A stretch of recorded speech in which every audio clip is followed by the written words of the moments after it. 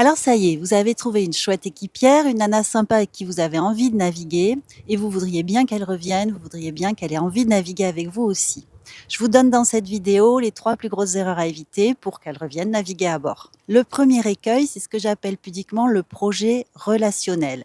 Est-ce qu'il y a autre chose qu'un projet de navigation ensemble? Est-ce que vous avez peut-être envie d'une relation amoureuse avec cette personne-là? En tout cas, ce qu'il va falloir voir, c'est est-ce que vous êtes sur la même longueur d'onde? Certains navigateurs ou propriétaires sont célibataires et cherchent une compagne avec qui ils pourraient naviguer. Certaines femmes sont célibataires, cherchent un compagnon et aimeraient beaucoup naviguer aussi. Jusque-là, il n'y a aucun souci, c'est super, des rencontres peuvent se faire. Sauf que vous le savez, si ce n'est pas le cas, s'il y a eu un malentendu sur le projet, ça peut être très relou. Il peut y avoir un gros malaise, surtout sur un bateau où l'espace est petit, où on est quand même confiné, il y a une forme de promiscuité à bord. Je ne suis pas votre maman, mais soyez prudents sur les relations, sur les dynamiques hommes-femmes qui sont à bord. D'autant que pour elle, elle arrive peut-être sur votre bateau, vous savez déjà naviguer, elle n'est pas en situation d'égalité. C'est votre espace, c'est votre commandement. Le malaise peut être plus fort que pour qui la situation est plus naturelle, plus habituelle. Et le malaise, il peut être de nature différente et il n'est pas forcément de votre faute. Par exemple, vous vous comportez comme avec un pote, comme avec un équipier, sans aucune arrière-pensée, mais pour elle, elle va pas se sentir bien parce que vous êtes, par exemple, trop familier ou trop proche physiquement. Ce qui peut se passer aussi, c'est que vous soyez trop entreprenant, ça existe. Ou bien pas assez entreprenant, ça existe aussi. Bref, si c'est pas la même longueur d'onde, ça va créer de la gêne. Dans tous les cas, soyez attentifs à respecter sa distance physique, à ne pas la toucher sans qu'elle ait demandé, parce que souvent, par exemple dans le sud, c'est normal de toucher le bras de quelqu'un même s'il ne l'a pas demandé. Et veillez à respecter son intimité, même si sur un espace aussi petit qu'un bateau, c'est pas toujours facile. On n'a pas tous eu la chance de grandir avec des parents naturistes et tout le monde n'a pas le même rapport à la pudeur, à la nudité, à l'intimité.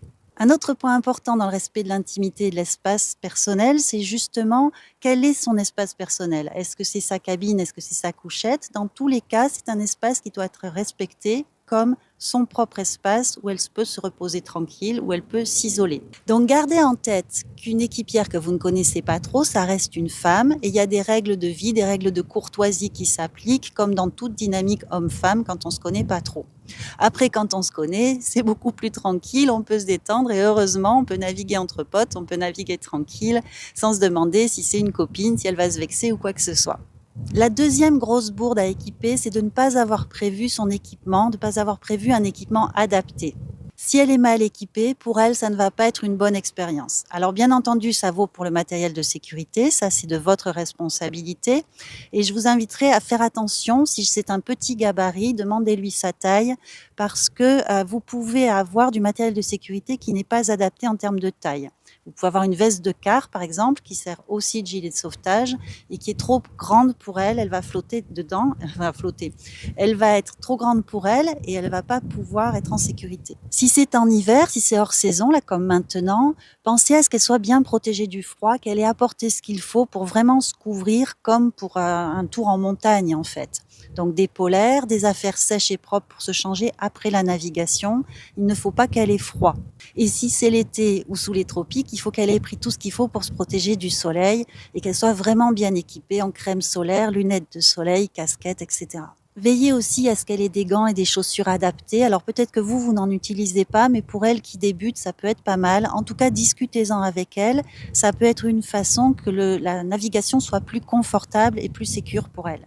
Vous pouvez aussi lui envoyer la vidéo qui est dans la description, gratuite dessous. Et dedans, j'explique tout ce qu'il faut apporter pour une première navigation ou les premières navigations. Et tant que vous y êtes, pensez à cliquer sur j'aime et à vous abonner si ce n'est pas déjà fait. Le dernier écueil, c'est un projet de navigation trop ambitieux.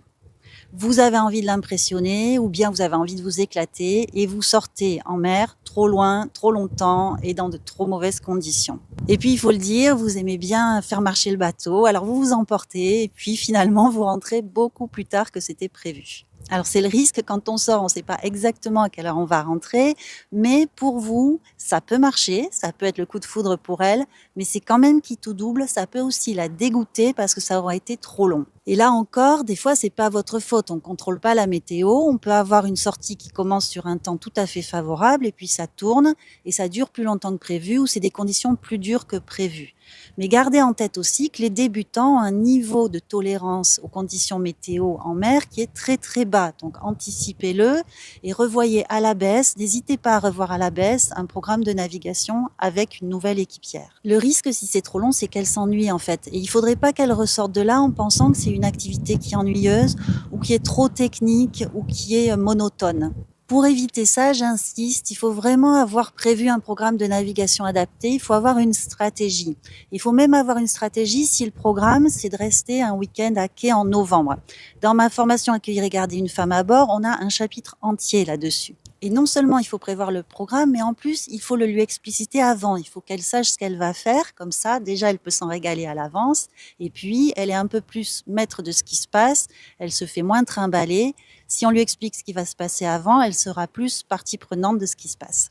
En termes de navigation, il vaudra toujours mieux en prévoir moins que trop. Il vaut mieux qu'elle reste sur sa faim et qu'elle en redemande plutôt que d'être dégoûtée. Si cette vidéo vous a plu, vous aimerez la vidéo où je présente ma méthode pour accueillir et garder une femme à bord. Vous pouvez regarder, c'est dans la description. Aujourd'hui, je voudrais commenter une vidéo que j'ai vue. C'était 7 luxes indispensables pour que ta femme vienne à bord. Je me suis dit, chouette, les femmes à bord, c'est mon sujet. En plus, j'aime bien sa chaîne. Je vous mettrai le lien dans la description. C'est en anglais si ça vous intéresse. Mais j'avoue que quand il est passé au lave-vaisselle, j'ai un peu décroché. Non mais sérieusement, si on doit attendre qu'il y ait un lave-vaisselle sur chaque voilier, on n'est pas prêt que les femmes naviguent. Un lave-linge encore, je veux bien, les gens qui naviguent à l'année, qui ont un gros voilier, je sais que ça existe.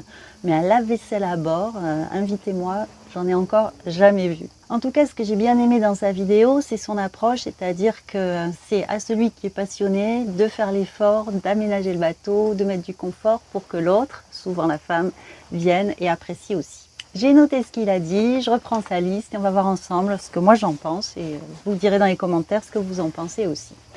Le premier truc qu'il y avait sur sa liste, c'était Internet. Alors, Internet, c'est vrai qu'aujourd'hui, c'est compliqué de faire sans.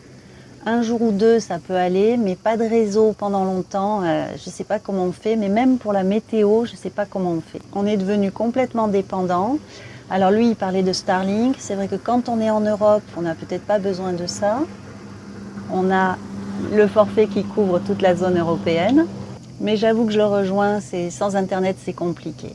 Le deuxième point, j'étais d'accord aussi, c'est la question des batteries et la question plus précisément, moi je trouve des prises USB. Pouvoir au moins recharger son appareil, son téléphone, son casque, tous les petits appareils comme ça qui sont en basse tension. Ce qui est chouette aussi, c'est de pouvoir utiliser la lumière sans compter, le soir de pouvoir s'éclairer autant qu'on veut. Donc jusque là, on est d'accord, c'est des petits luxes. Le troisième point, il est plus compliqué, c'est la question de l'eau. Alors pour lui, il fallait qu'il y ait un désalinisateur à bord. Un désalinisateur, c'est pareil, tous les bateaux n'en sont pas équipés. Et la question de l'eau douce, c'est un point qui est critique quand on amène des gens qui n'ont pas l'habitude en bateau. Le fait de devoir se rationner pour la douche, pour pas pouvoir se rincer les cheveux autant qu'on veut quand on a les cheveux longs, c'est vrai que c'est compliqué.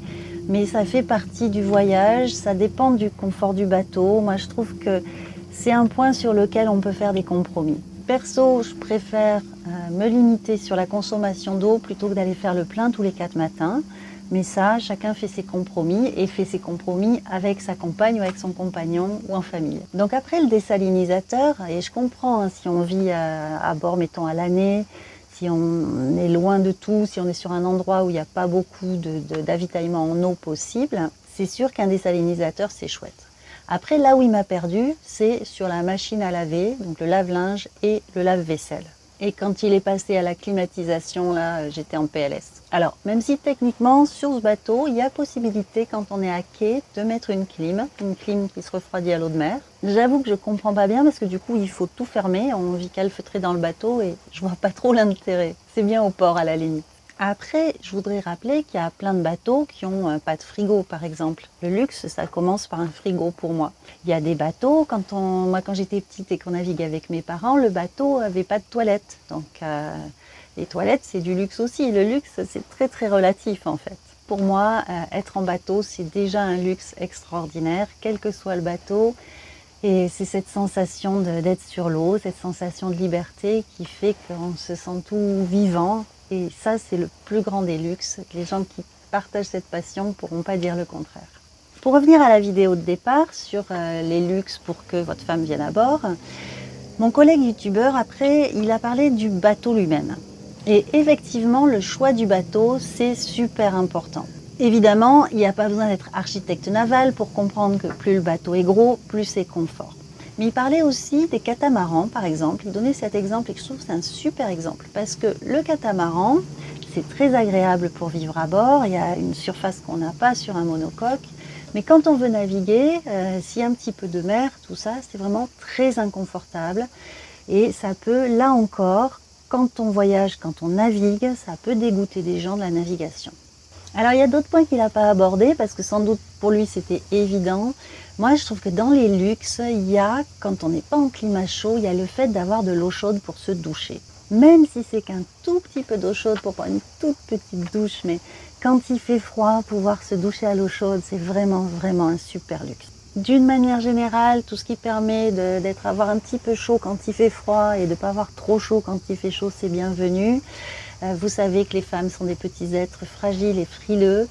Le chauffage en hiver, les couvertures chaudes et propres, tout ça, mais alors c'est bienvenu. Donc moi, j'irai pas jusqu'à la clim, mais effectivement, prendre soin du fait que tout son équipage soit à l'ombre, au frais, quand il fait très chaud dehors, ou au chaud et au sec, quand il fait froid dehors, c'est vraiment primordial. L'autre point aussi, je trouve, qui compte pour une femme qui commencerait, qui serait débutante, c'est la question de l'annexe. L'annexe, c'est le petit bateau en général gonflable qui sert pour aller du bateau à terre quand on n'est pas à quai. Et souvent on s'en sert donc pour aller à terre quand on va faire les courses ou quand on va au resto le soir, etc. Et à ce moment-là, c'est agréable de ne pas être trempé par le trajet en annexe avec l'eau de mer, avec les embruns, et de ne pas arriver au resto couverte d'eau de mer de la tête aux pieds. Une annexe confort, ça peut être un point qui fait qu'effectivement, votre compagne va mieux accepter le cabotage, va mieux accepter de ne pas être au port et de ne pas être toujours dans des conditions parfaites au niveau mouillage ou au niveau cabotage. Donc là, on est sur du matériel, on est sur des achats, on est sur de l'investissement. Moi, je crois que ce qui fait qu'une femme apprécie les premières navigations, c'est pas que ça. En fait, ce qui compte le plus pour moi, c'est à la fois les conditions dont elle est reçue à bord et la façon dont on va naviguer.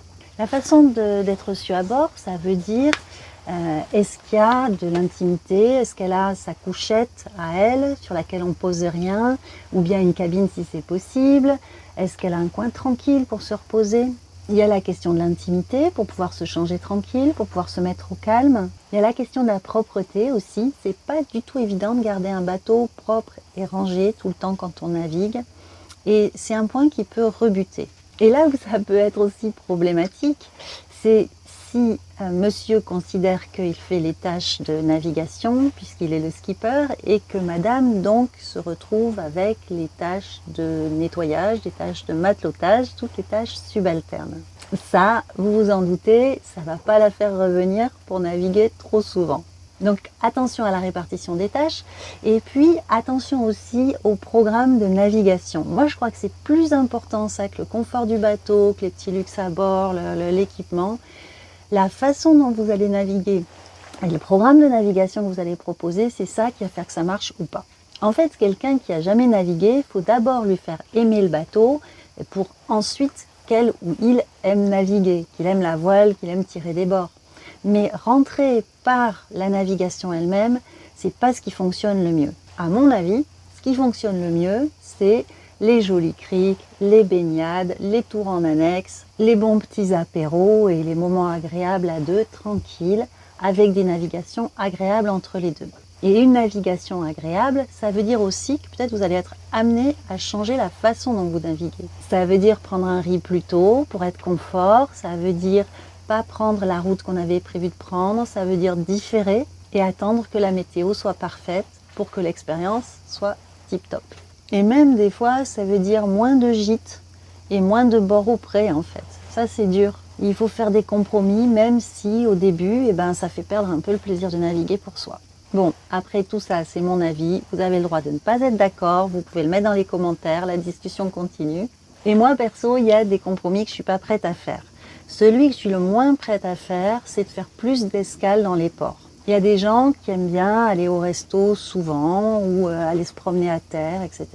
Je comprends parfaitement, je respecte tout à fait, mais moi, j'aime pas ça. Et c'est vrai que c'est là où j'ai le plus de mal à faire de compromis. Du coup, je multiplie les activités comme ça quand on est au mouillage. On va se baigner, on va voir les poissons, on va à terre en annexe s'il faut. Mais les escales dans les ports, moins j'en fais, mieux je me porte. Voilà, dites-moi ce que vous êtes prêts à faire comme compromis pour que votre chéri vous accompagne. Je sais que dans les commentaires, il va y en avoir qui me disent « mais moi je fais de la voile pour être tranquille justement ». Et j'avoue que ça me fait rire à chaque fois.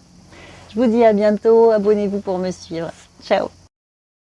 Il y a de belles rencontres qui se font sur les bateaux, sur l'eau, et c'est normal sans doute puisqu'on partage une passion commune et qu'on partage des valeurs communes quand on navigue, quand on aime la mer, quand on aime être dehors et puis qu'on a ce plaisir à naviguer bêtement à la voile. Et aussi, il faut le dire, c'est trop bien de naviguer à deux. Naviguer en couple, c'est super, ou naviguer en famille avec sa femme, ses enfants, son mari, c'est vraiment quelque chose de chouette.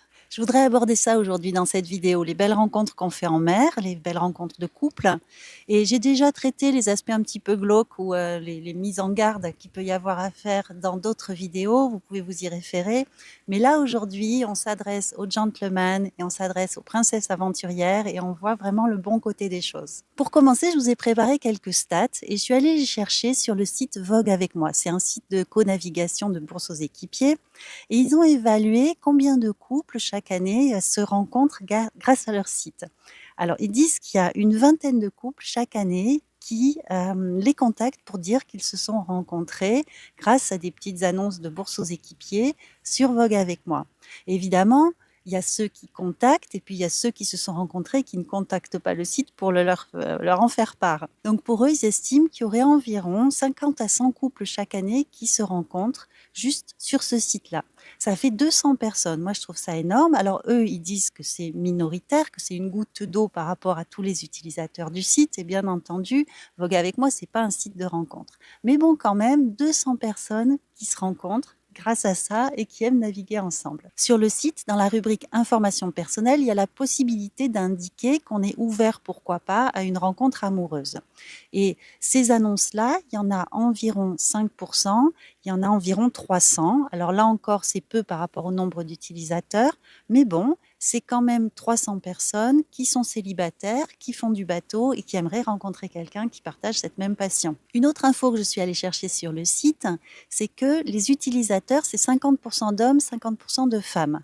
Alors bien sûr, la plupart des hommes sont des propriétaires de bateaux et la plupart des femmes sont des équipières. Et on a beaucoup d'annonces où on recherche des équipières. Mais ça, je l'ai traité dans Bien choisir son capitaine. Une annonce qui demande une équipière, c'est pas forcément une annonce de recherche amoureuse. Ça peut être juste parce que les personnes qui recherchent un équipier ou une équipière préfèrent une équipière parce que on suppose que c'est plus facile, ou on suppose qu'il va y avoir moins de compétition, on suppose que ça va être plus fluide. Alors, cette belle rencontre, où la chercher ? Avant que je continue, pensez à mettre un pouce vers le haut et à vous abonner si ce n'est pas déjà fait. Les gens qui sont en couple, ils vont vous dire, faut surtout pas aller sur Internet. Internet, c'est n'importe quoi. C'est dans la vraie vie qu'on rencontre les gens. Alors, pour une femme, oui, pourquoi pas. C'est vrai qu'il y a plein d'opportunités de navigation et du coup, plein d'opportunités de rencontres. C'est un milieu qui est particulièrement masculin. Les statistiques jouent en notre faveur. Par contre, si vous êtes un homme qui navigue et que vous recherchez une femme qui partage la même envie, vous vous êtes rapidement rendu compte qu'une fois que vous avez fait le tour du ponton et du club local de voile, il n'y a pas tant de femmes que ça. Et en plus, les femmes qui sont là, elles ont déjà un coéquipier ou déjà un capitaine. Et Internet, ça n'a pas été inventé pour rien. Mais dans ce cas, est-ce que vous cherchez d'abord la rencontre puis la navigation ou d'abord la navigation puis la rencontre? C'est-à-dire, est-ce que vous cherchez une femme qui sait déjà naviguer, une coéquipière, et peut-être quelque chose va se passer, ou bien vous cherchez une femme qui ne navigue pas forcément et vous essayez de la convaincre ensuite. En gros, la question pour un homme qui aime naviguer et qui cherche une compagne, c'est est-ce que vous mettez une photo sur Mythique avec vous à la barre, ou bien est-ce que vous cherchez dans Vogue avec moi une équipière avec qui ça pourra matcher? L'avantage du site de rencontre, c'est que tout le monde est clair sur le projet, il n'y a pas de malentendu. L'avantage du site de co-navigation, c'est que tout le monde est motivé pour naviguer. Alors, je ne vais pas vous donner de conseils pour Mythique, je vais vous laisser vous débrouiller tout seul. Par contre, je vais vous donner des conseils si vous utilisez des sites comme Vogue avec moi ou d'autres bourses aux équipiers pour éventuellement faire une rencontre, alors que ce ne sont pas des sites qui sont faits pour les rencontres. D'abord, évitez de vous faire rejeter ou de vous faire virer tout simplement du site parce que vous seriez dans une approche qui est trop directe, trop entreprenante. Ces sites ne sont pas faits pour ça à la base et tout ce que vous risquez, c'est de vous faire blacklister. Alors, quelle est la bonne stratégie? D'abord, si vous êtes propriétaire de bateau, évidemment, c'est plus facile. Le meilleur conseil, c'est d'avoir un bateau qui est ouvert, qui est accueillant et qui est ouvert à des équipages mixtes d'hommes et de femmes. Avec un équipage mixte, d'abord, tout le monde est plus détendu. C'est des relations plus naturelles entre les personnes et puis vous évitez ce côté entretien d'embauche des premiers rendez-vous. Vous apprenez à vous connaître naturellement et puis les choses se font comme ça se fait naturellement au sein d'un groupe d'amis. C'est vraiment beaucoup plus sympa comme approche, c'est beaucoup plus naturel, c'est plus fluide. Et puis, je veux dire, vous n'avez pas besoin d'être plus explicite que ça. Vous indiquez célibataire dans votre profil, on sait lire les femmes. Quand on est intéressé, ne vous inquiétez pas, on sait parfaitement lire. Alors, vous me direz, si je suis un homme et que je ne suis pas propriétaire, alors, les stats ne sont pas en votre faveur, il faut le dire, mais il y a plein d'autres façons de naviguer que d'être propriétaire d'un bateau ou d'être sur des sites de co-navigation. C'est plus difficile, il faut le dire, pour un équipier homme de trouver à embarquer sur un bateau. Donc c'est difficile, mais ça ne vous empêche pas d'essayer, en particulier d'embarquer sur ces équipages mixtes qui vous permettront de rencontrer d'autres personnes. Et puis, vous pouvez faire des stages de voile, vous pouvez rentrer dans une école de voile, ou vous pouvez louer à la cabine sur des bateaux qui proposent des croisières à la semaine avec d'autres personnes. Il faut que vous gardiez en tête que la navigation que vous allez choisir, la croisière que vous allez choisir, plus c'est technique, plus il y aura de bonhommes. Plus c'est fun et au soleil, et plus il y aura des jolis paréos colorés. C'est une loi de la nature. Les femmes, souvent, statistiquement, au moins au début, quand elles connaissent pas bien la voile, elles aiment bien aller là où il y a du soleil et là où c'est sympa. Donc renseignez-vous avant de partir, éventuellement, pour connaître la composition des équipages habituellement sur ce type de croisière. Quand je navigue en Grèce l'été, ce que je vois, c'est que les voiliers de croisière sont très majoritairement féminins. Les équipages, ce sont surtout des femmes de tous âges qui partent naviguer une semaine ou 15 jours sur un bateau. C'est vrai aussi pour les stages du CPA, il y a beaucoup de femmes qui utilisent ce moyen-là pour apprendre différents sports, dont la voile.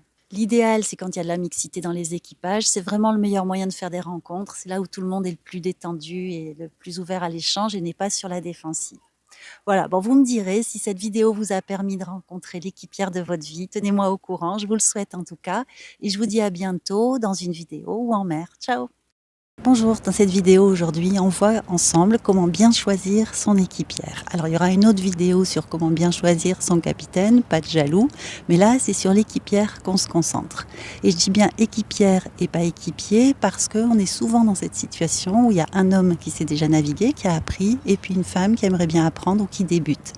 Et si on regarde les stats du site Vogue avec moi, le site de co-navigation de bourse aux équipiers, ils disent qu'ils ont 50-50 d'hommes et de femmes utilisateurs du site. Donc moitié-moitié d'utilisateurs, c'est super, sauf que si on regarde dans les détails, en fait, 98% des femmes sont des équipières et les hommes sont plutôt des propriétaires de bateaux. Bien sûr, il y a aussi des femmes propriétaires, moi j'en connais, et puis il y a aussi des couples qui naviguent beaucoup, et des couples qui parfois peuvent chercher un équipier ou une équipière. On y va, qu'est-ce qui fait une bonne équipière, comment on peut la repérer avant de l'embarquer et qu'est-ce qui fait pendant et après que elle va vraiment avoir les qualités pour apprendre et pour naviguer avec vous. Dans cette vidéo, il n'est pas du tout question de relations amoureuses. Les sujets plus personnels, je les traite dans d'autres vidéos sur les relations hommes-femmes à bord, mais là, on parle vraiment des qualités marines et de ce qui va se passer sur le plan de la navigation. Donc avant, la première chose qu'on demande en général, c'est si les gens ont eu de l'expérience, si elle a déjà navigué. Et là, je vous invite à faire attention parce que ce que va vous dire une femme, c'est pas tout à fait comme ce que vous dira un homme. Une femme peut vous dire qu'elle a un petit peu navigué et ça voudra dire qu'elle a fait qu'une fois une transatlantique. C'est-à-dire que les femmes, souvent, minimisent l'expérience qu'elles ont eue, alors qu'un homme qui vous dit qu'il a un petit peu navigué, c'est peut-être que quand il était à l'école, ils ont fait un stage de voile en optimiste. Donc, vraiment poser des questions pour objectiver l'expérience.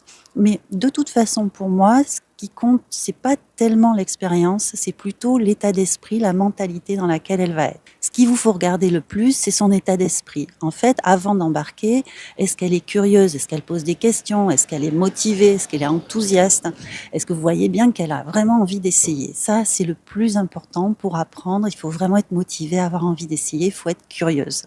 Ensuite, on peut se dire, est-ce qu'elle est sportive ou pas sportive? Moi, je pense que ça, c'est pas un bon critère parce que la sportive au sens de force physique, ça va pas être tellement discriminant dans la navigation. En fait, si on regarde l'histoire de la navigation ou même si vous avez déjà navigué en famille avec des enfants, les enfants, ça fait de super matelots, ça fait de super coéquipiers. Ils n'ont pas de force physique. Par contre, ils sont dégourdis, ils avancent et ils font ce qu'il faut. Alors bien sûr, les enfants ou quelqu'un qui n'a pas beaucoup de force physique va pas pouvoir faire certaines tâches, mais bon, vous serez là pour les faire ou vous débrouillerez pour mettre en place ce qu'il faut pour que la tâche soit moins dure à effectuer. Mais dans tous les cas, le fait d'être vraiment sportive, c'est pas ce qui va compter le plus. Ce qui va compter, par contre, c'est est-ce qu'elle aime les loisirs de plein air? Est-ce qu'elle aime les activités de plein air? Est-ce qu'elle a déjà fait du camping? Est-ce qu'elle aime bien le bivouac? Est-ce qu'elle a déjà fait du van ou du camping-car? Ça, c'est des signes qui sont importants parce que c'est quelqu'un qui va déjà être habitué à vivre avec des ressources limitées, à avoir des contraintes, un peu moins de confort que ce qu'on connaît à la maison et qui aime bien ça, être dehors au plein air et tant pis s'il y a un petit peu moins de confort. L'autre critère qui est trompeur, c'est est-ce qu'elle a le mal de mer? Alors, le nombre de débutants à qui je dis que je fais la voile ou des vidéos sur la voile et qui me disent « Oh là là, moi j'ai le mal de mer ». En fait, ils sont montés une fois sur un bateau, ils ont le mal de mer et ils sont restés avec l'idée qu'ils ont le mal de mer.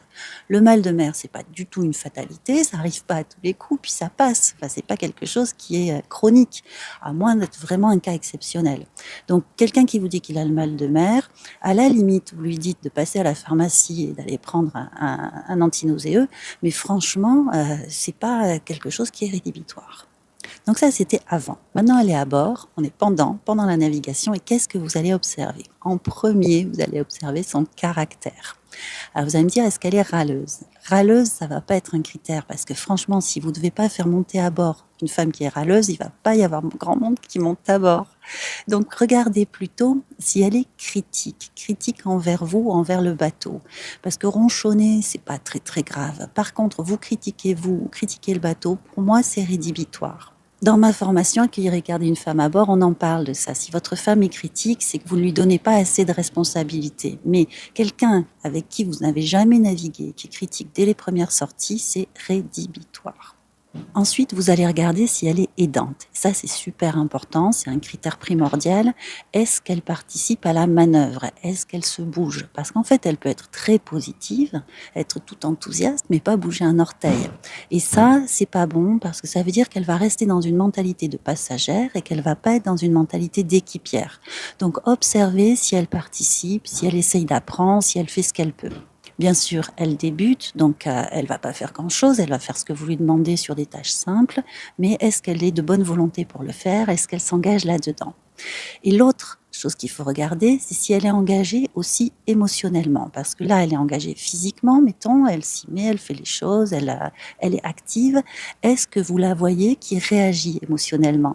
Est-ce qu'elle pose des questions? Est-ce qu'elle observe? Est-ce qu'elle elle s'émerveille? Est-ce qu'elle s'agace? Est-ce qu'elle est dedans, quoi? Le fait qu'il y ait ces signes-là, c'est important parce qu'en fait, c'est ce qui va faire que l'apprentissage va se faire vite. Quelqu'un qui est engagé émotionnellement, quelqu'un qui est engagé dans l'activité, c'est quelqu'un qui va apprendre vite. Donc après la navigation, ça s'est bien passé, vous êtes content, vous êtes prêt à repartir, mais est-ce qu'elle est partante? Alors ça, c'est difficile à savoir. C'est difficile à savoir parce que les femmes, on a souvent appris à dire que ça nous va quand ça nous va pas très bien, par politesse ou pour pas énerver les gens. Donc on va dire, ah oui, oui, c'était super. Et puis finalement, on va jamais revenir parce que ça nous a pas plu du tout. Mais on n'osera pas le dire parce que c'est comme ça, on est socialisé comme ça. Alors pas toutes les femmes, pas tous les hommes, on est d'accord, mais ça peut se trouver quand même. Donc posez des questions, demandez-lui si ça lui a plu, posez des questions précises et voyez si elle a envie de refaire ou pas.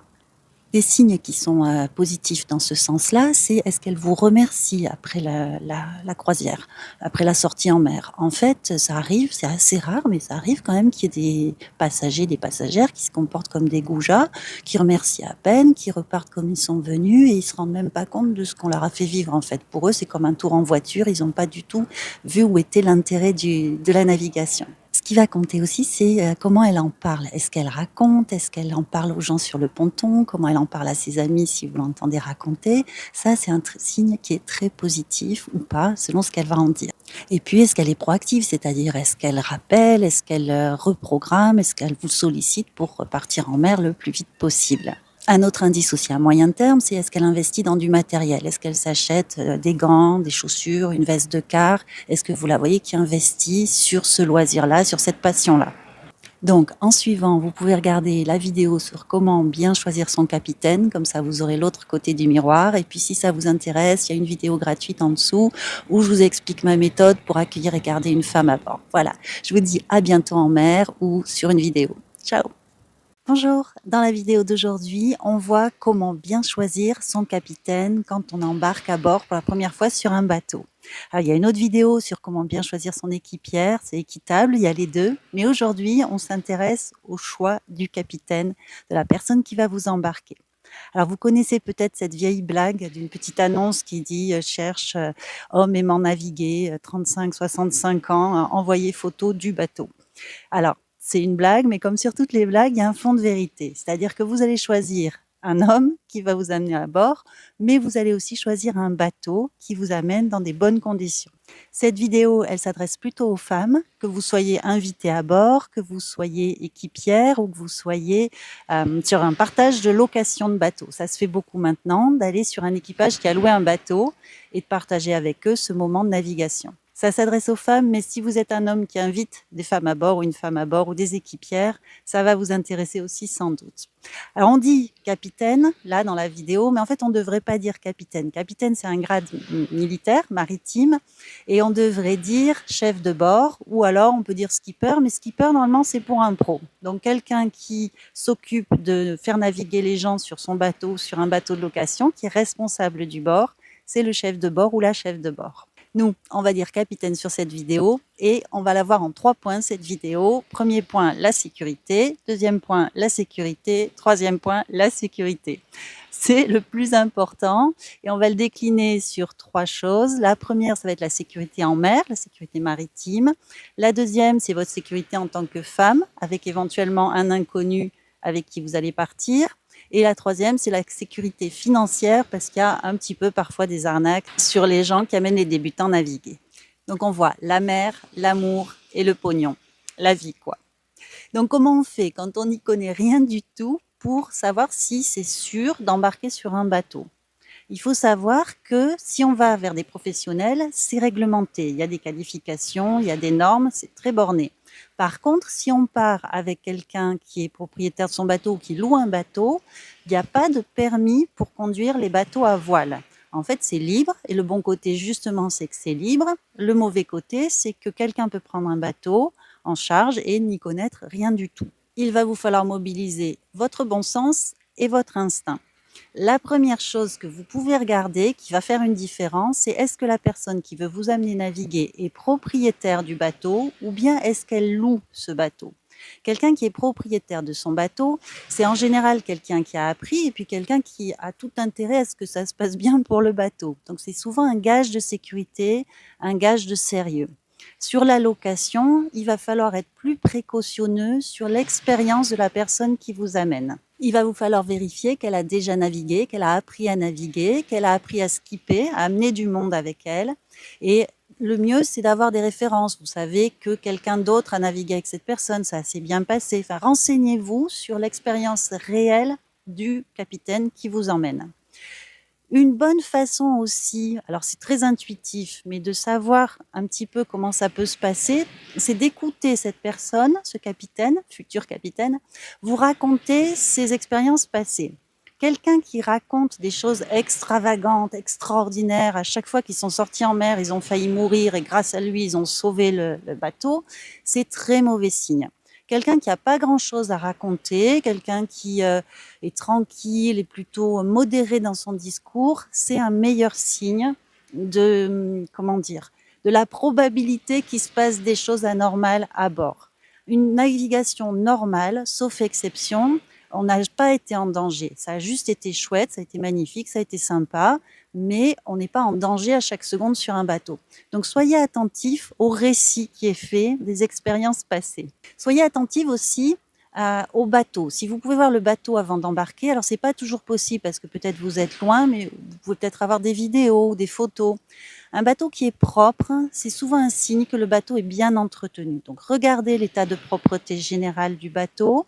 Voyez aussi si la cabine ou la couchette qui vous a été attribuée vous convient. Est-ce que vous avez assez d'intimité? Est-ce que c'est propre et soigné? Alors, souvent sur les bateaux, c'est très minimaliste. On est sur un confort, à moins d'être sur un très beau bateau, c'est un confort de caravane, c'est un confort de van aménagé. Mais est-ce que c'est minimaliste et propre, soigné, entretenu, ou est-ce que c'est en bazar et mal entretenu? Ça, c'est un critère très important. Un autre point qu'il faut regarder aussi, pas que votre couchette ou votre cabine, mais c'est le cabinet de toilette. Souvent, il y a un tout petit coin cabinet de toilette qui fait à la fois WC et douche sur les bateaux.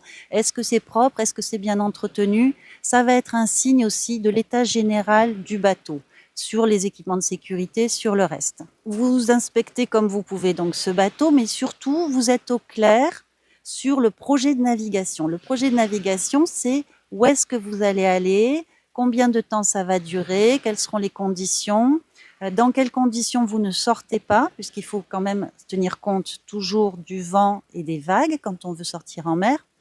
Et je serais tentée de vous dire de faire un petit essai avec cette personne. Mais en fait, un essai, ça peut être tout aussi dangereux qu'une grande sortie. Il y a des accidents mortels, malheureusement, à la sortie du port sur la jetée ou quand on rentre dans le port. C'est un moment dangereux s'il y a une très forte houle. Mais même si vous ne faites pas un essai, les premières navigations, il vaut mieux qu'elles soient courtes. Une demi-journée de sortie en mer ou une journée de sortie en mer, c'est bien, avant de faire un week-end avec éventuellement une nuit à bord, avant de faire une croisière plus longue. Une chose importante qu'on devrait vérifier à bord, mais ça va être compliqué pour vous, c'est les équipements de sécurité. Vérifier qu'il y a ce qu'il faut en termes d'équipements de sécurité. Et ça, c'est compliqué parce que ça va dépendre de la taille du bateau, de la catégorie du bateau. Donc, vous ne pouvez pas vraiment vérifier qu'il y a tout à bord parce que si vous êtes sur un plutôt petit bateau, il y aura très peu d'équipements de sécurité. Sur un bateau plus gros, il y a plus d'équipements de sécurité. C'est pas forcément hyper logique, mais c'est lié à la taille du bateau et potentiellement à la distance que peut parcourir le bateau pour s'éloigner du bord. Mais si vous êtes sur un petit bateau, il faudra qu'il y ait le minimum, c'est-à-dire bouée, de quoi s'accrocher si le temps est mauvais, et puis le gilet de sauvetage, c'est-à-dire maintenant, en général, c'est plus un gilet de sauvetage orange là qu'on porte comme ça, tout gonflé pendant toute la navigation, c'est plutôt une sorte de collerette qu'on a autour du cou et qui se gonfle automatiquement quand on tombe à l'eau. Le plus souvent, c'est ça. C'est peut-être aussi quelque chose que vous pouvez vous acheter, investir pour avoir cet équipement quand vous allez partir naviguer sur des bateaux que vous ne connaissez pas. Donc pour la navigation en mer, on est bon. Vous avez trouvé un capitaine fiable, un bateau en bon état, entretenu. Maintenant, il n'en reste pas moins que vous risquez d'embarquer à bord seul avec un inconnu. Je ne sais pas si vous connaissez cette autre blague sur les taxis Uber. Ça dit, autrefois, on nous apprenait à ne pas monter dans la voiture d'un inconnu. Après, on nous apprenait à ne pas parler à des inconnus sur Internet. Et maintenant, on monte dans une voiture d'un inconnu qu'on a rencontré sur Internet, grâce à l'application Uber. Donc cette blague, elle a un fond de vérité, encore une fois. Les règles de sécurité de base de la vraie vie et d'Internet vont s'appliquer quand vous allez choisir un capitaine et un bateau pour partir naviguer avec, évidemment. Mais un petit peu de nuance à ce stade, il y en a besoin. Quand vous allez partir naviguer, y compris sur une annonce qui aura recherché une équipière, ça ne veut pas forcément dire que le capitaine soit intéressé par autre chose que vos qualités de matelote. Il se peut qu'il veuille simplement quelqu'un pour naviguer avec. Il n'est pas forcément intéressé par autre chose, il veut naviguer avec d'autres personnes et c'est tout. Parce qu'en fait, il faut savoir que les femmes, dans ces petites annonces où on demande des équipières, on a la chance de bénéficier des préjugés positifs qu'on nous attribue. On va considérer qu'avoir une équipière à bord, ça va être mieux qu'un équipier parce que les femmes, vous le savez, sont plus sympas, sont plus soigneuses, sont plus honnêtes, sont plus etc. Alors, bien sûr, ce sont des préjugés, bien sûr, c'est pas toujours vrai, n'empêche que ça nous bénéficie. Ça va nous bénéficier aussi pour ce qui est de l'idée qu'on se fait de la répartition des tâches. C'est plus facile de répartir les tâches avec des nanas. Les propriétaires de bateaux aussi, ils vont savoir qu'avec une équipière, ils vont pas être dans la compétition, ils vont pas avoir de kéké à bord qui leur explique comment ils doivent faire, parce que peut-être ça leur est arrivé en prenant un équipier. Donc bien sûr, ce sont des préjugés, bien sûr, c'est pas forcément vrai, et c'est dommage pour les gars qui voudraient monter à bord et qui trouvent pas facilement de place en tant qu'équipier, mais pour nous, les femmes, ça nous bénéficie quand on recherche une place comme équipière sur un bateau. Donc je l'ai dit, la personne qui vous emmène en bateau n'est pas forcément intéressée par autre chose que vos qualités de matelot. Néanmoins, il ne faut pas être complètement naïve et les règles de base de sécurité de la vraie vie et d'Internet vont s'appliquer. Et là aussi, soyons clairs pour les nuances, il y a plein de très belles histoires qui commencent sur des bateaux, il y a plein de très belles rencontres en voilier. Et c'est super. La seule chose qui pose problème, c'est quand il y a un malentendu, c'est quand les deux sont pas sur la même longueur d'onde. Et là, je peux vous dire qu'un bateau, c'est petit. Ça fait quand l'ambiance est relou, le bateau, c'est vraiment petit et parfois, il est loin du bord. C'est long pour rentrer à la maison. Donc on y va, on reprend rapidement ici les conseils sur la sécurité en tant que femme à bord qui embarque avec un capitaine qu'elle ne connaît pas. Bon sens et instinct, comme dans votre vie. La première chose, c'est qu'il faut avoir envie d'embarquer avec cette personne. Si vous n'avez pas envie, vous n'y allez pas. Vous débarquez, vous ne le faites pas. Il vaut mieux débarquer avant que le bateau ait quitté le port. Si vous avez rencontré cette personne via Internet, via un site de co-navigation par exemple, vous préférez les avis certifiés, les personnes qui ont déjà des références, déjà des avis et les profils certifiés. Il est indispensable, avant d'embarquer, d'avoir au moins échangé par téléphone ou par WhatsApp en visio, en vidéo, pour voir si ça colle, si vous entendez bien. À la voix aussi, on perçoit pas mal de choses chez les gens. Et la conversation, elle va être fluide, elle doit être fluide. Elle va porter sur le bateau, elle va porter sur la constitution de l'équipage. Est-ce que vous êtes seul ou est-ce qu'il y a d'autres personnes? Elle va porter sur l'expérience de la personne qui vous accompagne, sur les frais de bord, sur ce qu'il vous faut amener. Il y a plein de choses à discuter. Ça doit être fluide, ça doit bien se passer. Si la conversation est compliquée, imaginez-vous ce que ça va être quand vous allez devoir naviguer avec cette personne. Idéalement, pour la première fois où vous y allez, c'est bien d'être accompagné, mais c'est pas toujours possible. Vous pouvez, dans ce cas, partager le nom de la personne, le nom du bateau, l'endroit où vous allez, les dates. Vous les partagez avec des copines, ou bien même, si vous êtes un petit peu flippé, vous partagez votre géolocalisation avec les copines. Si ça vous tracasse trop, vous ne partez que sur des équipages déjà constitués et où vous aurez déjà rencontré l'équipage, ou bien vous partez en couple, si vous êtes en couple avec votre compagnon, vous ne choisissez que des navigations où on vous accepte à deux en couple. Ou encore, vous partez avec un couple de propriétaires ou plusieurs personnes qui sont déjà ensemble, pas seules à bord, avec quelqu'un que vous ne connaissez pas. L'important, c'est de bien être au clair sur le projet relationnel et de ne pas vous mettre dans une situation délicate ou vraiment relou. Je le redis, c'est pas du tout la règle. Les mecs qui naviguent et qui accompagnent des débutants sont vraiment très sympas en général et sont très attentifs à ce que tout le monde soit parfaitement à l'aise.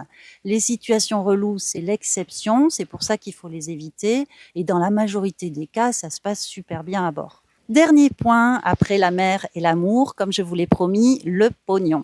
Alors, les frais, le partage des frais sur un bateau. Justement, la gratuité à bord, pour revenir sur le point précédent, ça peut être le signe d'une invitation amoureuse, comme quand on vous invite au restaurant en fait. Mais pas forcément, parce que certains perçoivent le fait d'inviter à bord comme quand on invite à la maison. Quand vous invitez à dîner à la maison, vous ne demandez pas de participation aux frais, et pour autant, c'est pas forcément une invitation amoureuse.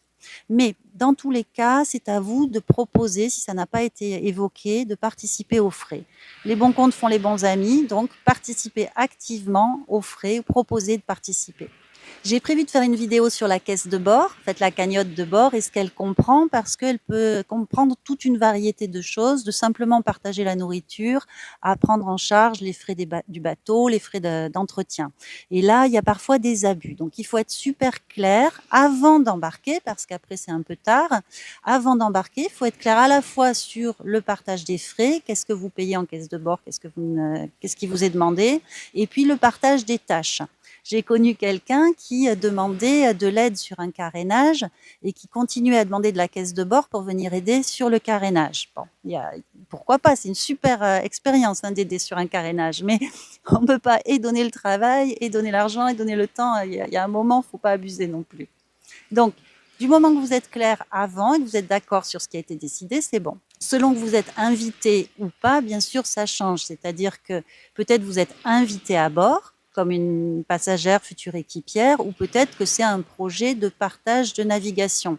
C'est pas la même ambiance, mais dans tous les cas, si je peux rajouter quelque chose, c'est de ne pas venir les mains vides. Que ce soit quelque chose de symbolique, une boisson, un gâteau que vous avez fait, ou une vraie participation, ne venez pas les mains vides à bord d'un bateau où vous êtes invité.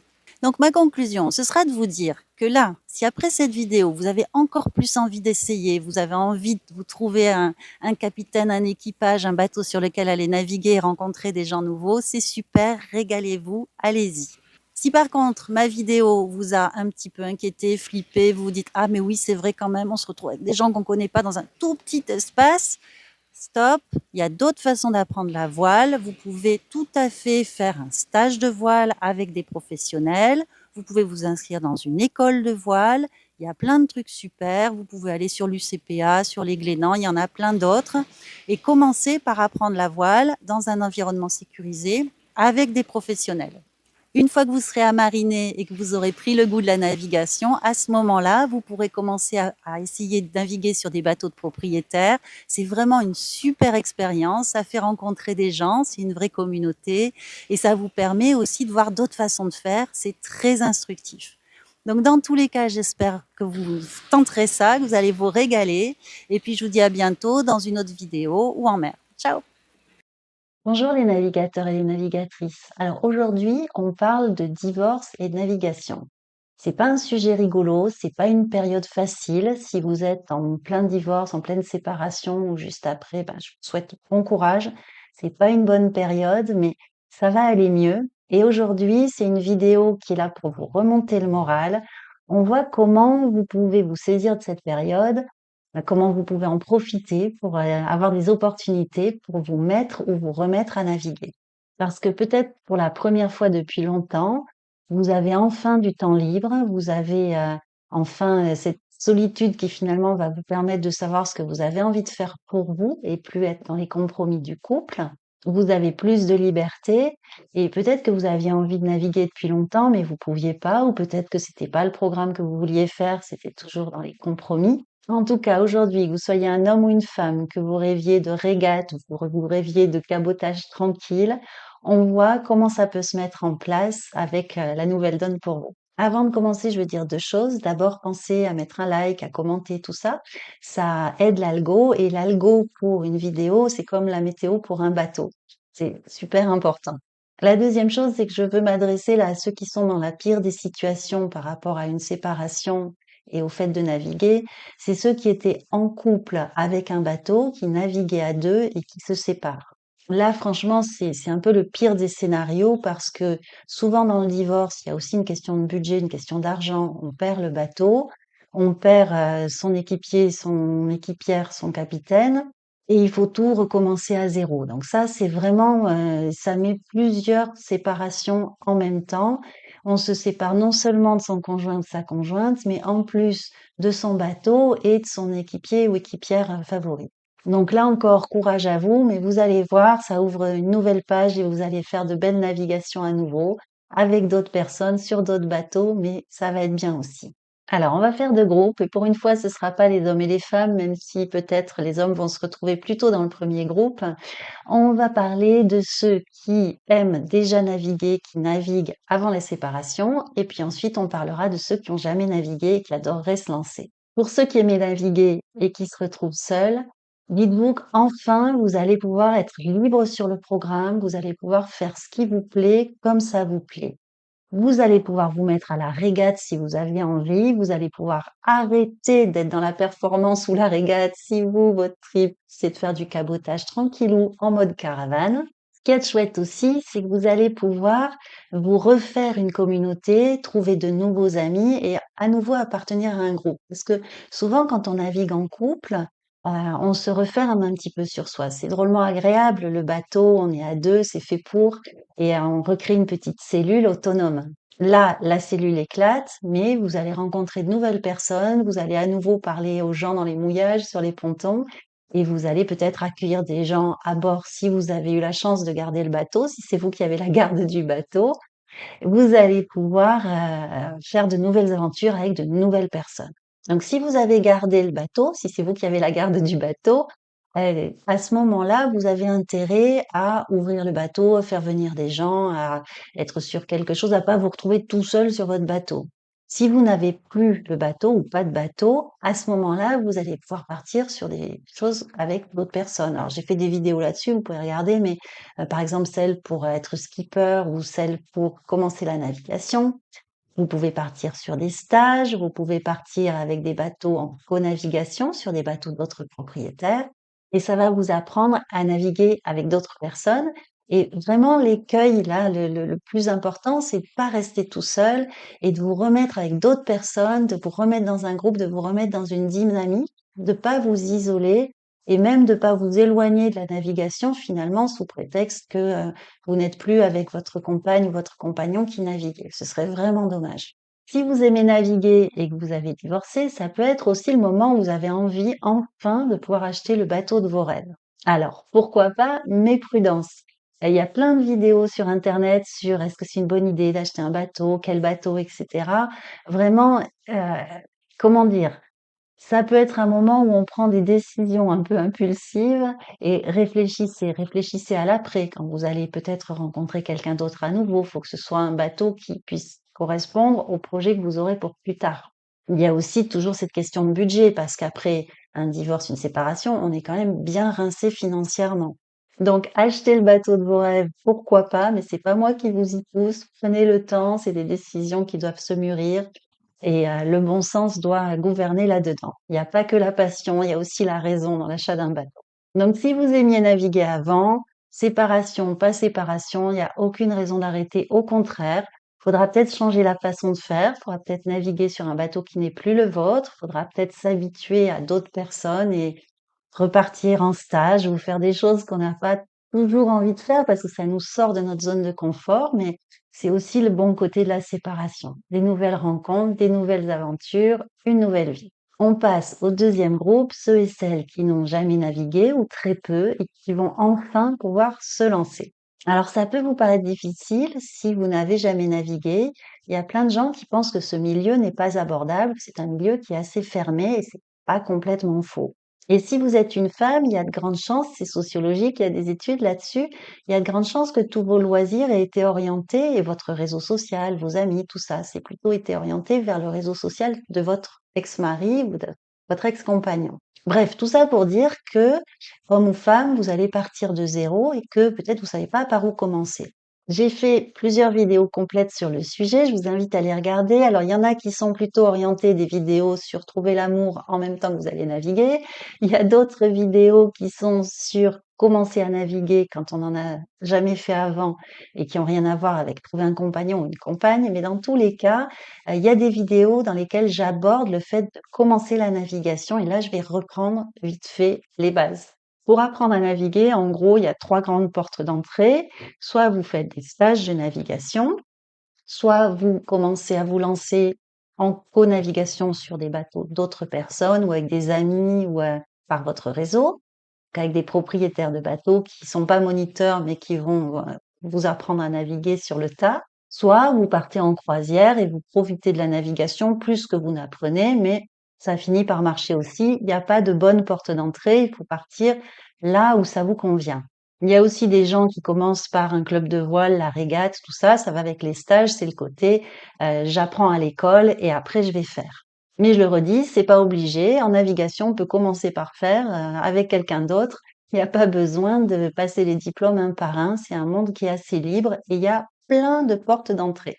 Si vous avez déjà regardé une de mes vidéos, vous savez que je fais beaucoup la promotion de ce qui est bourse aux équipiers, partage, co-navigation, en particulier du site Vogue avec moi, qui marche très bien pour la France. Ça vous permet de rencontrer des gens sympas, de recréer une communauté et puis de trouver des embarquements. Et c'est surtout beaucoup plus facile si vous êtes une femme parce qu'en plus, c'est sécurisé. Ce qui peut être tentant aussi quand on n'a jamais navigué et qu'on se retrouve seul, c'est d'acheter un bateau pour soi et puis d'apprendre directement avec ce nouveau bateau. Personnellement, je pense qu'il vaut mieux avoir fait un petit peu d'expérience avec d'autres personnes, mais vous pouvez aussi vous faire accompagner par des amis, par des gens qui s'y connaissent un peu sur votre propre bateau. Et ça peut être aussi l'occasion de vivre de nouvelles aventures, de vivre à bord, de faire un choix de vie différent et nouveau pour cette nouvelle période de votre vie. C'est un projet que vous avez envie de mener, peut-être parce que justement vous êtes à la retraite ou vous avez prévu de vivre au bord de la mer. Ou en tout cas, il y a plein de moments dans la vie ou de lieux où c'est pas un projet complètement exotique, où c'est faisable. Là encore, il faut y mettre du bon sens, il faut voir si au niveau du budget ça passe, si par rapport aux enfants éventuellement c'est possible, il faut voir tous les côtés pratiques. La vie, c'est plein de contraintes et de côtés pratiques. Mais ça peut être l'occasion de faire ce changement de vie que vous aviez envie de faire si c'était votre projet. Pourquoi pas? Dans tous les cas, là encore, l'important, c'est de pas rester isolé parce qu'il y a un risque d'isolement sur le bateau. C'est une petite cellule, je l'ai dit, ça vaut pour un couple et ça vaut pour une personne seule. Donc, quand on commence la navigation, c'est à la fois une activité solitaire, mais c'est aussi rentrer dans une grande communauté. En fait, c'est assez paradoxal, la navigation, c'est une sorte de grande communauté de gens solitaires ou de couples qui aiment rester tranquilles. Et pourquoi pas? En tout cas, moi, ça me va très bien comme ça. Donc, vous le voyez, là, vous êtes en plein dans la séparation ou juste après. C'est pas une raison pour arrêter de naviguer, c'est pas une raison pour pas vous lancer. Au contraire, c'est l'occasion de vous lancer.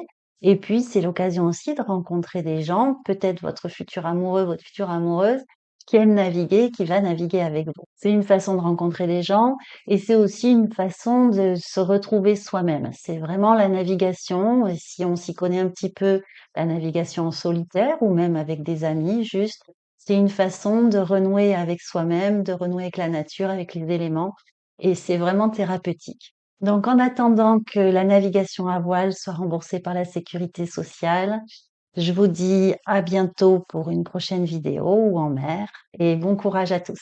Ciao. Bonjour les navigateurs et les navigatrices. Alors aujourd'hui, on fait une vidéo spéciale suite à un appel que j'ai eu d'un client en coaching qui m'appelle paniqué parce que il a rencontré une nana, tout se passe bien, tout ça, et donc il lui dit, ce serait bien qu'un de ces week-ends, tu viennes naviguer avec moi. Et sa copine lui répond, ah oui, très bonne idée, mes enfants vont être super contents. Sauf que lui, il n'a pas prévu qu'il y ait la copine et les enfants. Il avait juste prévu la copine. C'est ballot. Donc, dans cette vidéo, on répond à ça et on répond plus largement à comment on fait pour naviguer en famille recomposée. Ça vaut aussi, d'ailleurs, c'est pas que famille recomposée. Si vous avez la belle-fille qui vient avec les petits-enfants, si vous avez des amis qui viennent avec leurs enfants à bord, à chaque fois qu'on se retrouve à devoir gérer, alors des enfants, c'est facile. Mais gérer les parents des enfants en même temps, c'est pas si facile. Donc on y va, comment on fait pour la copine avec les enfants de la copine? Mon premier conseil, ce serait que vous alliez regarder toute ma série de vidéos qui sont au sujet de la navigation en famille, la navigation avec des enfants, mais on va reprendre l'essentiel dans votre cas à vous bien particulier. Que ce soit la première sortie donc avec cette copine et ses enfants, ou que ce soit carrément une vraie famille recomposée qui décide d'aller naviguer ensemble ou de louer un bateau, par exemple, c'est un schéma assez classique. On va mettre sur un même bateau des gens qui n'ont pas du tout la même expérience, qui n'ont pas le même vécu, qui n'ont pas le même rapport à la mer. Avant de se lancer, il va falloir essayer d'anticiper sur ce qui va coincer. Par exemple, il y a des trucs auxquels nous, on va pas du tout penser, qui vont être évidents pour les autres, et inversement. Il y a des gens qui ont peur de l'eau, qui ont peur, par exemple, de la profondeur qu'il y a sous le bateau. Il y a des gens qui vont coincer sur le confort à bord, parce que c'est pas toujours un confort hôtelier sur un voilier.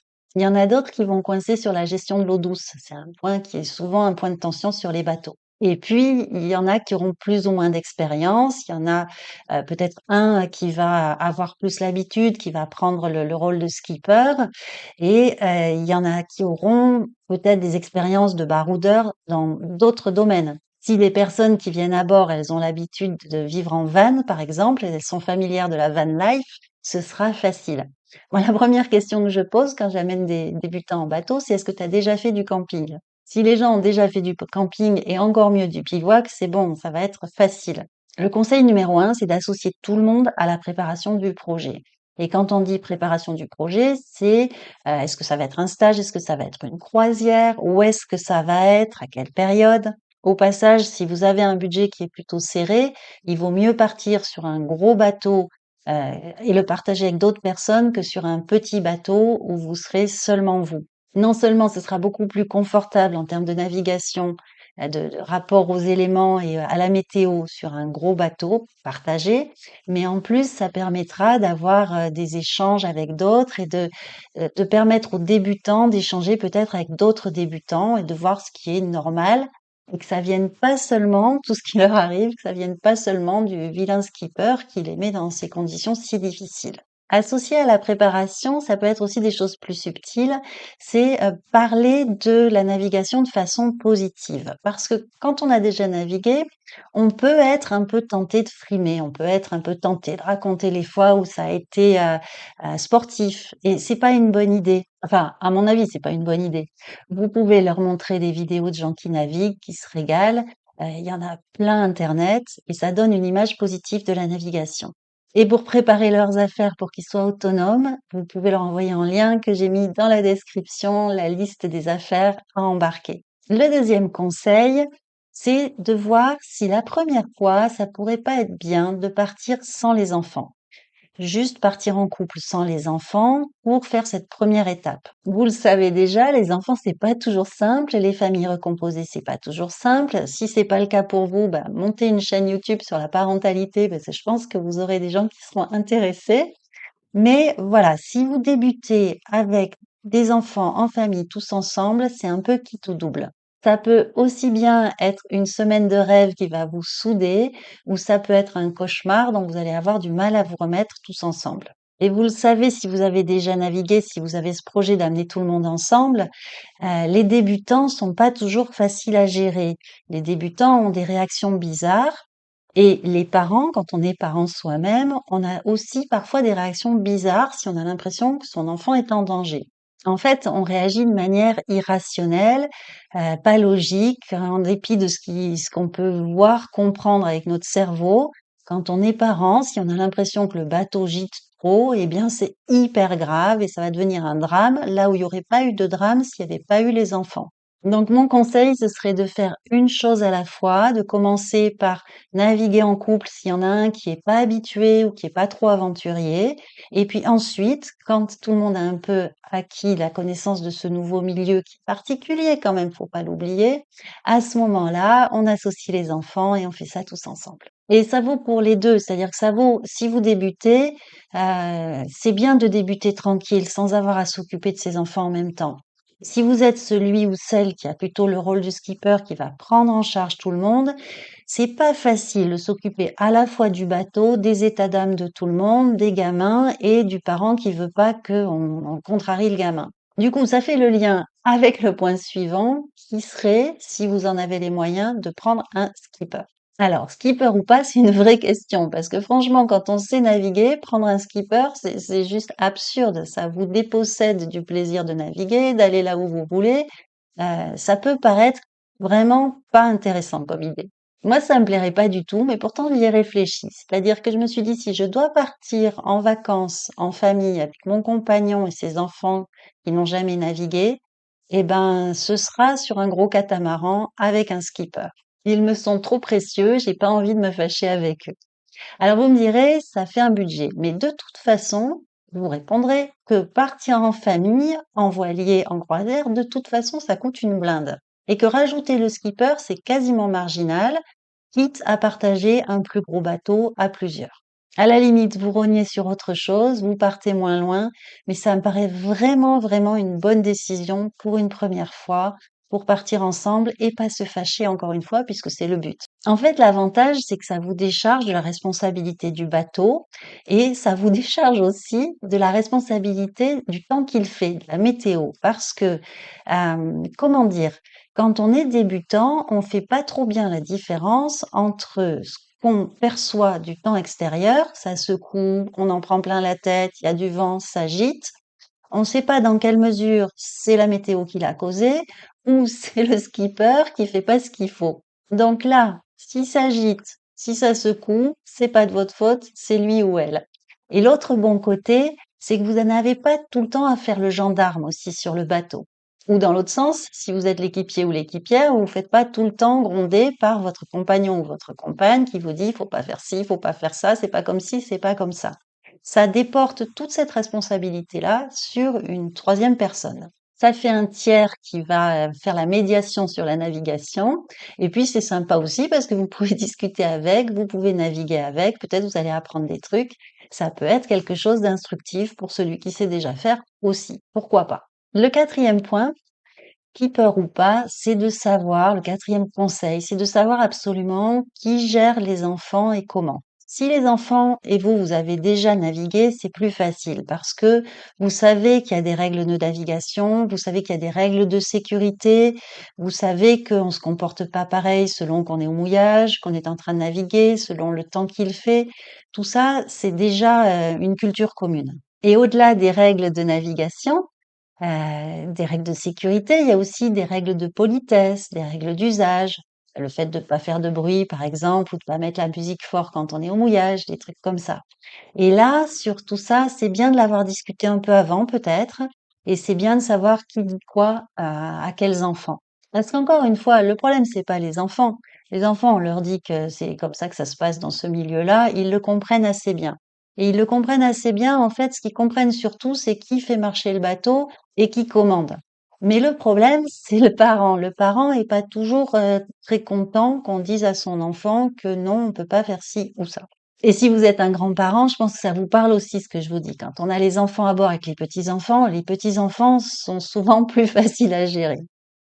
La dernière chose que vous voulez en plus, c'est que les gens se fâchent puisqu'on est tous là pour passer un bon moment. Donc il faut arriver à trouver là-dessus un terrain d'entente, des compromis. Il faut arriver à faire preuve de souplesse des 2 côtés, mais le mieux, c'est quand même d'avoir discuté avant de certaines choses, de ce qui est pas négociable à bord, déjà tout ce qui est la sécurité et après de ce qui peut être assoupli et de ce qui peut être négocié les uns avec les autres. Et côté relations à bord, pour que ça se passe bien, pour la bonne ambiance, ça fait le conseil numéro 5, qui est peut-être le plus important, c'est de travailler son programme de navigation pour que ça colle avec le projet de la famille. Dans le programme de navigation, la priorité absolue, c'est que tout le monde soit content. Il faut que ceux qui débutent, surtout, soient contents de ce qu'ils ont vécu, parce qu'après, vous allez revenir vivre avec ces personnes-là. Dans ma formation, Partir naviguer avec une femme, on a tout un chapitre là-dessus, sur le programme de navigation et sur le fait qu'il faut que ce soit à la fois intéressant pour qu'ils il s'ennuie pas, elle s'ennuie pas, il faut pas que ça fasse peur et il faut pas que ce soit trop fatigant. Et il s'agit pas de simplifier ou de faire des trucs moins intéressants, non.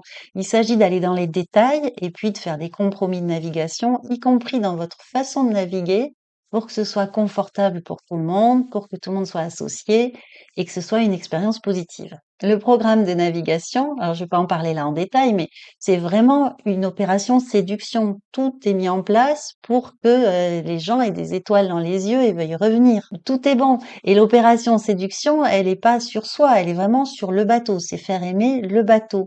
Parce que c'est tentant de frimer et d'expliquer que c'est très difficile et qu'on est très fort ou très forte, mais c'est pas ça qui marche. Ce qui marche, c'est les baignades, les couchers de soleil, les balades en annexe, des trucs de base, mais qui font que après ça, les gens sont accros et veulent à tout prix recommencer à naviguer. Quand vous faites plaisir aux enfants, vous faites plaisir aux parents et c'est plus facile même d'aller directement faire plaisir aux enfants. Donc faites-les pêcher, faites-les se baigner, sauter dans l'eau. Au moins, vous aurez tout le monde qui est content et ça vous aura pas pris beaucoup d'efforts. Donc je sais plus si je vous avais promis 6 ou 5 conseils, mais voilà, c'était le dernier. Le programme de navigation, c'est le plus important. Réfléchir à partir avec ou sans les enfants, réfléchir à partir éventuellement avec un skipper s'il y a les enfants et associer tout le monde au projet, à la préparation. Voilà, dites-moi en commentaire ce que vous avez fait ensemble, en famille, pas en famille. Ça m'intéresse toujours de vous lire et puis je vous dis à bientôt en formation, en vidéo ou en mer. Ciao! Alors, je suis tombée par hasard sur une campagne de prévention sur le sexisme dans la voile par la Fédération française de voile et je me suis dit, ça, il faut qu'on le regarde ensemble. La voile, les femmes, vous savez, c'est mon dada. Donc, j'ai sélectionné quelques-unes des affiches. On va les regarder ensemble, on va les commenter. Et allez-y, de votre côté, n'hésitez pas à ajouter ce qui vous est arrivé, si c'est des choses que vous trouvez de bon sens ou si effectivement il y a du boulot sur ce point-là. Alors, on commence par la première affiche. Ça se déroule visiblement sur l'arrivée d'une régate. Il y a un type qui a l'air assez sympa et qui dit à une femme, «Et toi, t'es la femme de qui?» Et elle répond, «Je suis la skippeuse du bateau qui termine devant toi.» Alors, il y a plusieurs choses à dire sur cette affiche. La première, et toutes les femmes qui ont été skippeuses ou chefs de bord pourront vous le confirmer, c'est qu'effectivement, dès l'instant qu'il y a un homme à bord, c'est forcément à lui qu'on s'adresse comme le chef de bord. Je pense que même avec un t-shirt marqué monitrice, même avec je veux dire, vous avez des yeux, vous voyez bien qu'il y en a un qui est débutant et tout pâteau et que la nana, elle a l'air vachement plus à mariner qu'elle est bronzée. Je sais pas, il y a des indices quand même.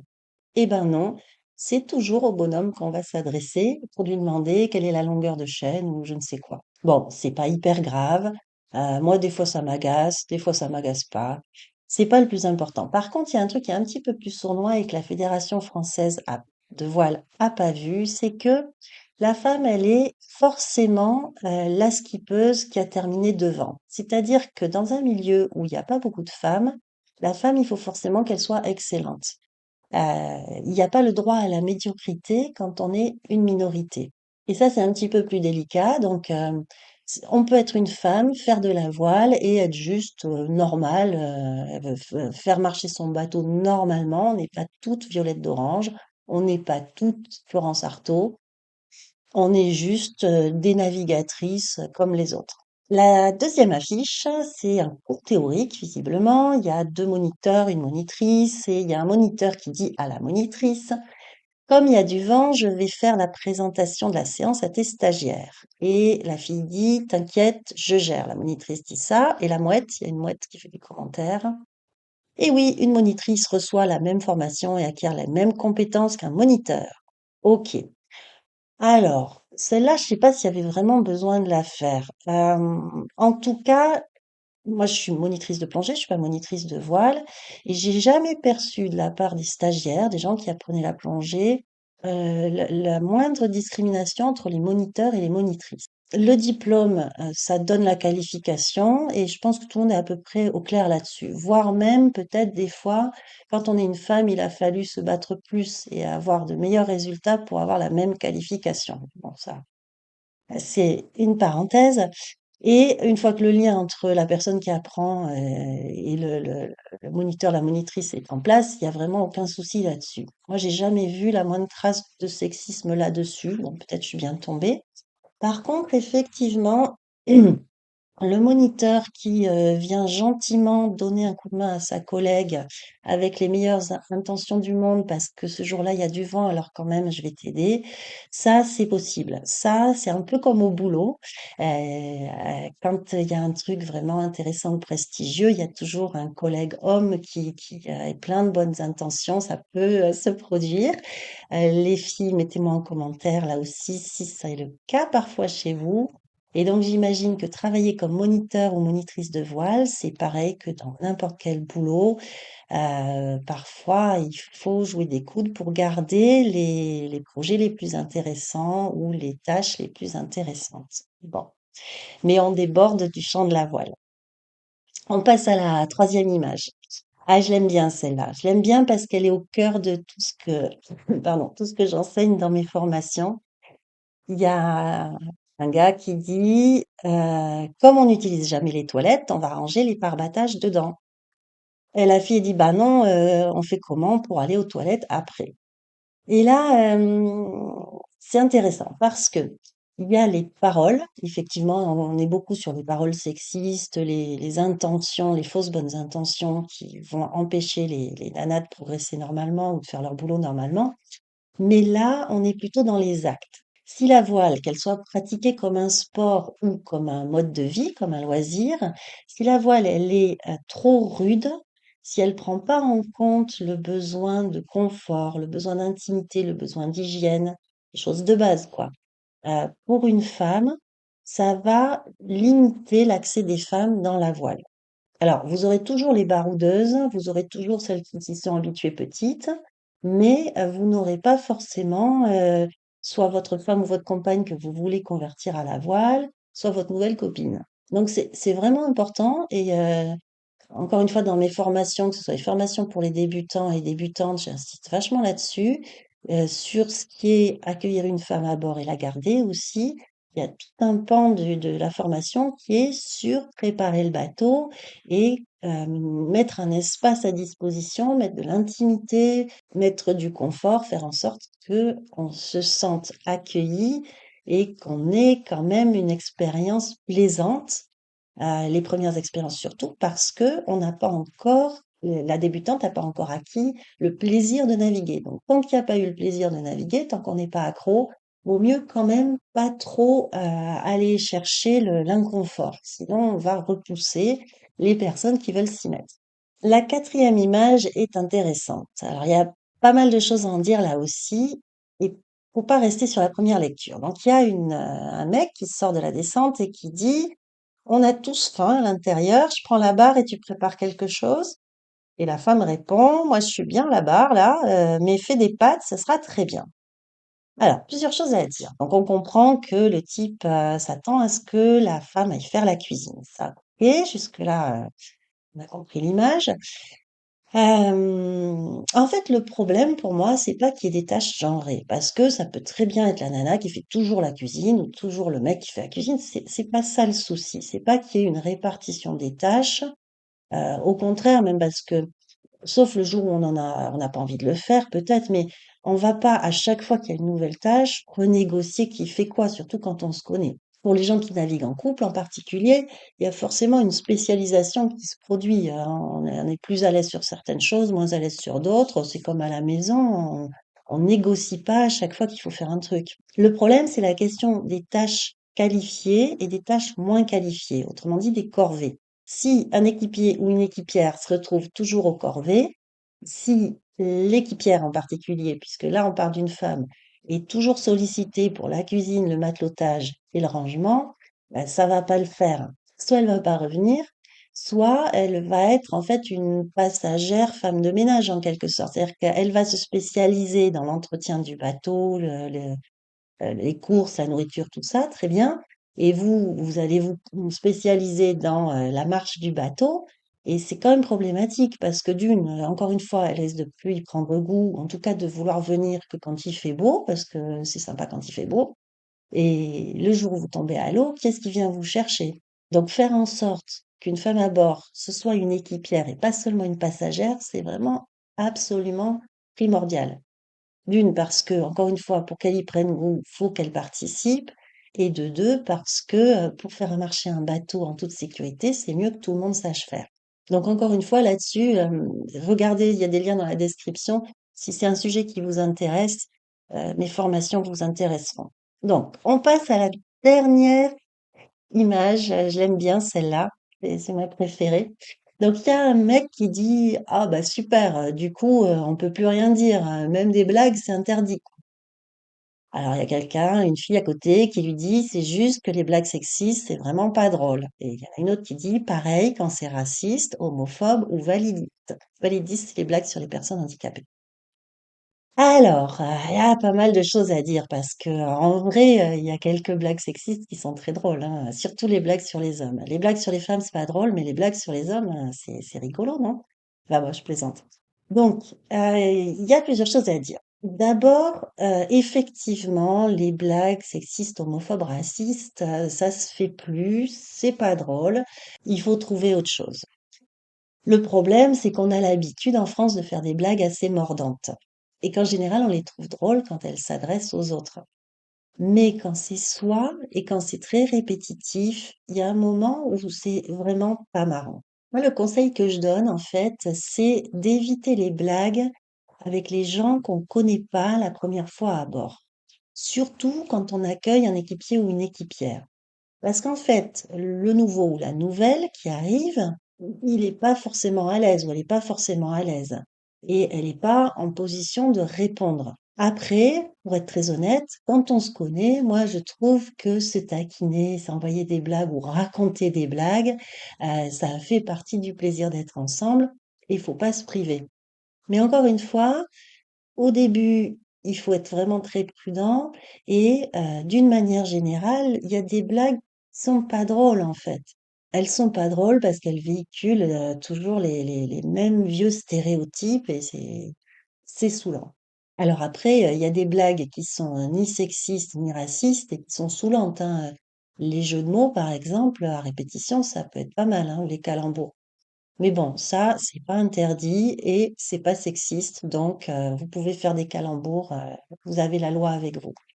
Sur ce, je vous dis à bientôt en mer, en vidéo ou en formation. Et si ça vous intéresse, allez regarder sur le site de la Fédération de voile, il y en a d'autres. À bientôt, ciao!